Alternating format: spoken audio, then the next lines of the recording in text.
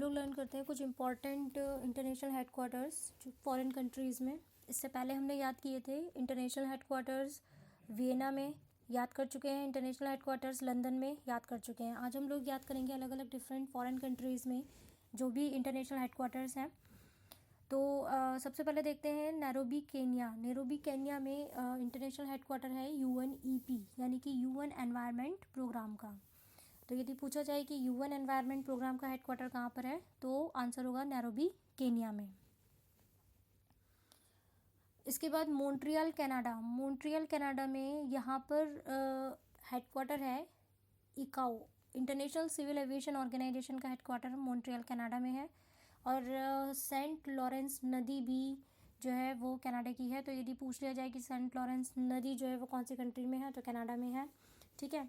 इसके बाद नेक्स्ट है जकार्ता इंडोनेशिया। जकार्ता इंडोनेशिया में किस ऑर्गेनाइजेशन का हेडक्वार्टर है? Asian association of south east Nations का हेडक्वार्टर आता है जकार्ता इंडोनेशिया में। Association of south east Nations का हेडक्वार्टर पूछा जाएगा तो इसका आंसर होगा जकार्ता इंडोनेशिया में। इसके बाद नेक्स्ट बहुत इंपॉर्टेंट इंटरनेशनल क्रिकेट काउंसिल का हेडक्वार्टर कहाँ पर है तो इसका हेडक्वार्टर है दुबई UAE में। और नेक्स्ट है इटली रोम में जो हेडक्वार्टर्स हैं, ज़्यादातर इटली रोम में फूड और एग्रीकल्चर से रिलेटेड हेडक्वार्टर्स मिलते हैं। जैसे कि international fund for agriculture development, तो ये एग्रीकल्चर से रिलेटेड हो गया, ये है आपका इटली रोम में।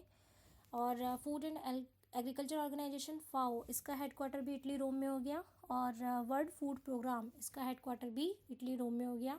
तो इटली रोम में ज़्यादातर जो हेडक्वार्टर्स हैं वो फूड और एग्रीकल्चर से रिलेटेड हैं।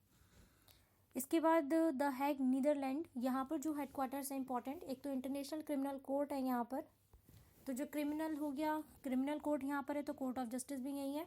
तो इंटरनेशनल कोर्ट ऑफ जस्टिस भी द हैग नीदरलैंड में है। और इसके साथ अब जब क्राइम को भी ले लिया हमने और जस्टिस को भी ले लिया हमने तो हमें विपन्स भी तो लेने पड़ेंगे क्योंकि क्राइम जो होता है वो ज़्यादातर विपन से होता है। तो इंटरनेशनल क्रिमिनल कोर्ट का हेडक्वार्टर द हैग नीदरलैंड में है। इंटरनेशनल कोर्ट ऑफ जस्टिस का हेडक्वार्टर द हैग नीदरलैंड में है। और OPCW यानी कि organisation for prohibition of chemical weapons, इसका हेडक्वार्टर भी द हैग नीदरलैंड में है। इसके बाद आता है बर्लिन। बर्लिन में जो हेडक्वार्टर है वो है ट्रांसपेरेंसी इंटरनेशनल का।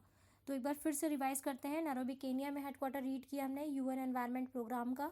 मॉन्ट्रियल कनाडा में सेंट लॉरेंस नदी भी है कनाडा की, और मॉन्ट्रियल कनाडा में हेडक्वार्टर होता है इंटरनेशनल सिविल एविएशन ऑर्गेनाइजेशन का। Asian association of south east Nations का हेडक्वार्टर होता है जकार्ता इंडोनेशिया में। इंटरनेशनल क्रिकेट काउंसिल का हेडक्वार्टर होता है दुबई UAE में। और इटली रोम में 3 headquarters, international fund for agriculture development का, फूड एंड एग्रीकल्चर ऑर्गेनाइजेशन का, वर्ल्ड फूड प्रोग्राम का। इसके बाद में द हैग नीदरलैंड में है इंटरनेशनल कोर्ट ऑफ जस्टिस का headquarter, the organisation for prohibition of chemical weapons का हेडक्वार्टर, इंटरनेशनल क्रिमिनल कोर्ट का हेडक्वार्टर।